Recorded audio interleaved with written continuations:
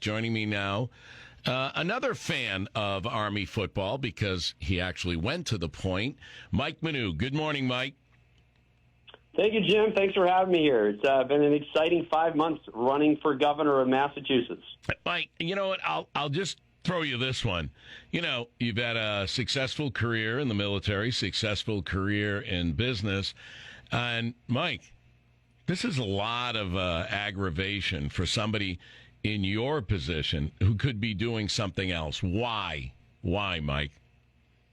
Jim, that is the great question, and I think it's because I built my company here, Abiomed. I give to my community here. I raise my kids here, and this is my home. And it's ridiculous that so many people, young people and older people, don't think that they can stay here. 1 in 3 people are thinking about leaving. But the reason I'm running is to serve, and that's why I'm really enjoying meeting amazing people, and it's been energizing. Yeah, you know, you're coming at it from the perspective of a business person, which is great. I believe we need more business people because they bring a fresh breath of air to how government operates. But let's say with a company, you want to attract the best and the best of talent. And what if you have to win them over to want to be in this actual state? Forget about work for your company. Just stay in the state. That's crazy. Yeah, and 20 years ago, I could recruit people pretty easily here. And because everybody loves Boston, they love the weather, they love the ocean, they love all the things about the sports teams. It's a great place. And today you're seeing not only are people, they don't want to come here, but our youngest are leaving because they don't think they can start a family. And 60% of the people that are leaving are ages between 25 and 44. I lost all my nieces and nephews. They're gone. They're in Tennessee and the Carolinas. I want to win because I'm going to get some of them back here. But the way we get them back here is it starts with accountability with the audit. We've got to make things more affordable by getting rid of taxes and waste and spending. We got to make opportunity, again, what happens with our entrepreneurs. And that's how you get out of the debt we have. And then the common sense things, you have to keep the community safe and uphold the law. And that's what I call AAOK. And that's what I'm running on.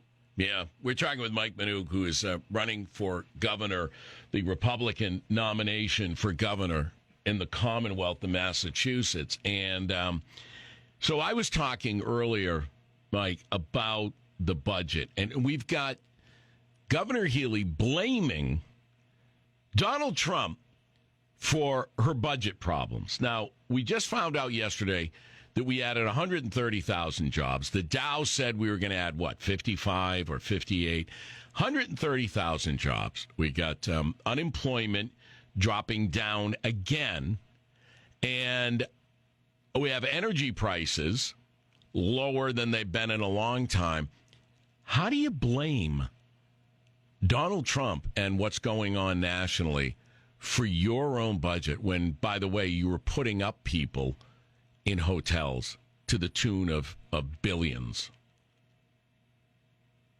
Well, you blame because you're a politician. Remember, politicians are different than public servants. Politicians require you to blame someone, and they want us to hate someone. And they put themselves in their next election first, right? A public servant, and that's what I will be, takes accountability, works with everyone to solve problems, and puts the people and the purpose first. The problem we have is we don't have a leader who has any experience in the private market. She doesn't understand how entrepreneurs or businesses think. And as a result, she's ruling and governing on ideology. And ideology is bad for business, it's bad for people, and it's why everything costs so much. We need to get back to common sense. And I'm the only business leader in the race. I'm the only one that has built a company here, put it in manufacturing, hired and fired, made decisions, taken action, and bought health care for my employees. So that's why I'll be a new kind of governor.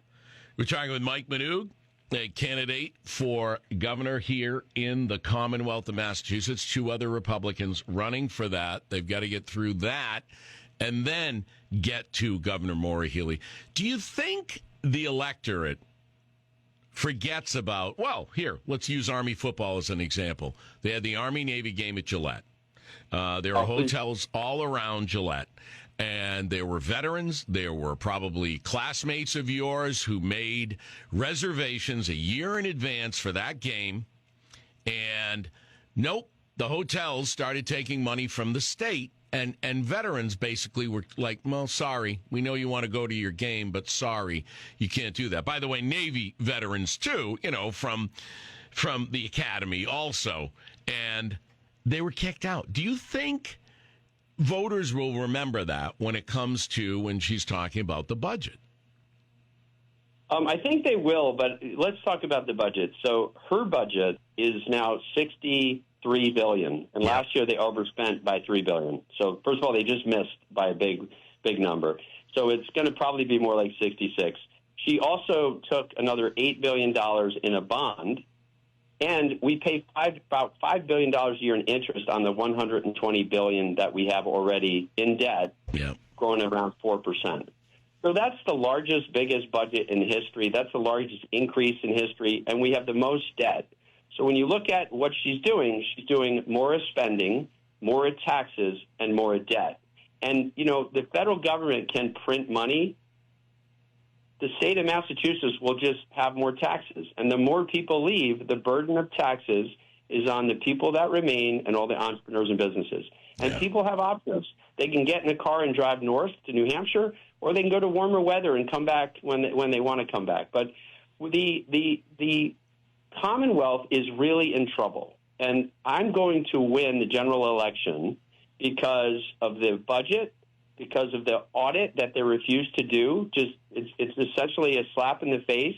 Meanwhile, we're spending $4 billion plus on illegal immigrants while people can't afford their energy. And on energy, I will invest in innovation. I built the world's smallest heart pump. I'm an engineer. You invest in innovation for the future. And that means it's natural gas, going to get it from New York and Pennsylvania. And it's also the new nuclear energy, the modular sites. We already get 20% of our energy from the Seabrook facility, which is just across the border in New Hampshire. And what I'll also do is I'll find the Massachusetts-owned land, state land, and I'll sell and lease it to energy companies in communities that want it. Our governor's energy policy is all ideology. It's like they're pushing a VCR. And after we have subsidized with our tax dollars hundreds of millions of dollars in wind and solar, we still get less than 6%. And that's why we need to cancel the net zero ideology that will completely bankrupt the state. Yeah. I mean, speaking of New Hampshire and Seabrook, you mentioned businesses will look to other places. The governor in New Hampshire is putting out the welcome wagon to say, come on up here, businesses.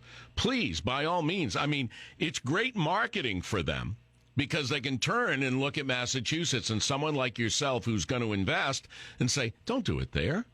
Look at how much I can save you up here. And look at, you're still close to Massachusetts. You're still within driving distance of everything, and maybe the employees you're trying to attract, and we have our own. That's crazy. Now, getting to the nuclear, first of all, she continues to deny that she shut down 2 gas pipelines. And energy costs here are just ridiculous. Then you've got in Boston, you've got Mayor Wu saying, "Oh no, put in heat pumps and heat your buildings with electricity." Come on. I like the fact that you mentioned the nuclear. We have a tech talk guru, Craig Peterson, who's on the show. He's been telling us about these modular modern nuclear power units. Yeah, and I would love to see communities basically saying, yeah, we'll take it. You stick it in the ground, we'll take it. I'm glad that you've included that in your policy. Absolutely. And if you look at, we have on video the governor, she created the problem with energy as the Attorney General. But even better than the video, I carry around with me her press release as the Attorney General, which was done on November 18, 2015. And she makes a quote in her press release that she says, as we make long-term decisions about the energy future, it's imperative we have the facts, said Attorney General Healy. This study demonstrates we do not need increased gas capacity to meet electric reliability needs. Again, we do not need increased gas capacity. So it's even in the press release. But the fact that they think they can gaslight us on the energy and also the audit that 72% of the voters endorsed, and they're fighting with the Democrat state auditor and trying to keep her from doing her job is an example of why we're going to win. We're going to win because people are fed up. This is not a blue state. It's not a red state. It is an independent state. And the reason I have so much momentum, and I've outraised the governor, I outraised her in January, and I have more cash on hand than the incumbent Democrat governor, is because people want to change. People want a common sense leader that has compassion and wants to solve problems, not campaign on them. No, I get it. Mike Minogue, everybody, candidate for governor, Republican, on the Republican side in the primary. Mike, if people want more information, where do they go? Jim, my website is www.minogue4ma.com, MINOGUE4FORMA.com. All right. Thank you very much, Mike. I appreciate it. And go Army. Beat Navy. Hooah. Love that. Thanks, Jim. Take care. Take care.